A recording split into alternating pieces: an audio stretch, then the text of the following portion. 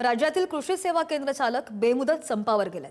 विविध प्रलंबित मागण्यांकडे शासनाने दुर्लक्ष केल्याचा त्यांचा आरोप आहे। बियाणं, खतं आणि कीटकनाशकांच्या उपलब्धतेमध्ये अडचणी यामुळे निर्माण होणार आहेत। विविध प्रलंबित मागण्यांसाठी राज्यातील कृषी सेवा केंद्र चालकांनी आक्रमक पवित्रा घेतलेला असून आजपासून बेमुदत बंद आंदोलन पुकारण्यात आलंय। खत कंपन्यांकडून लादली जाणारी लिंकिंगची सक्ती किंवा मग निकृष्ट दर्जाच्या उत्पादनांची जबाबदारी किरकोळ विक्रेत्यांवर टाकणं तसंच प्रशासनाकडून होणाऱ्या कारवाईच्या विरोधात कृषी चालक केंद्र आक्रमक झालेले आहेत। या बंदमुळे शेतकऱ्यांना बियाणं, खतं आणि कीटकनाशकांच्या उपलब्धतेमध्ये अडचणी निर्माण होण्याची शक्यता सुद्धा वर्तवली जाते। ही तीन आंदोलनं बीडमधून, वाशिममधून आणि यवतमाळमधून प्रलंबित मागण्या होत्या त्यांच्या आणि शासनाने त्या मागण्यांकडे दुर्लक्ष केल्याचा त्यांचा आरोप आहे।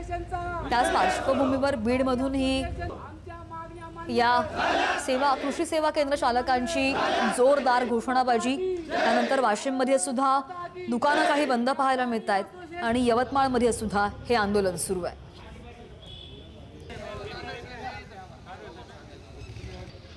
ज्या कंपन्यांना मान्यता दिलेली आहे त्यांचं बिलात आम्ही माल घेतो, पक्के बिल असतात। उद्या ते सॅम्पल फेल झालं की फौजदारी केस ही आमच्या विक्रेत्यावर होत असते।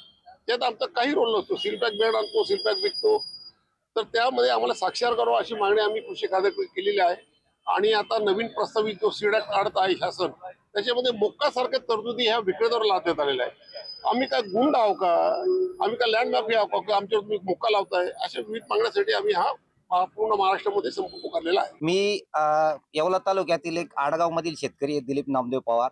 आज आपल्या कृषी विक्रेत्यांनी महाराष्ट्र किंवा देशावर बंदचा पुकारलेला आहे, पण या ठिकाणी त्यांनी बंद पुकारून नेमकं काय साध्य करायचं हे काय आमच्या लक्षात आलेलं नाहीये आणि त्यांच्या अपेक्षा काय ते पण आम्हाला काही कळलं नाही। नेमकं कशामुळे बंद ठेवलेला आहे, यांच्यातून नेमका हेतू काय, शेतकऱ्यांना वेठीस धरताय का त्यांच्या डीलरांना वेठीस धरताय हे आम्हाला कळायला पाहिजे होतं आणि ते आज आम्हाला अचानक कळतंय का बंद आहे म्हणून। कीड लागलं त्याला कसं काय औषध मारायचं, त्याच्यावर आता काय टाकू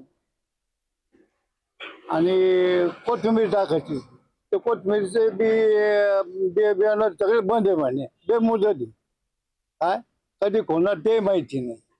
म्हणजे मग आता काय करायचं, शेतकरी तर आहेच अडचणी, चारी बाजून अडचणीत धरेले, शेतकऱ्याला व्यापाऱ्यांना धरेले, मार्केटना धरेले, सरकारने धरेले। कर्जमाफी तर चालूच आहे ती सगळ्या लोकांची आणि तिथं कर्जमाफी तर झालीच पाहिजे।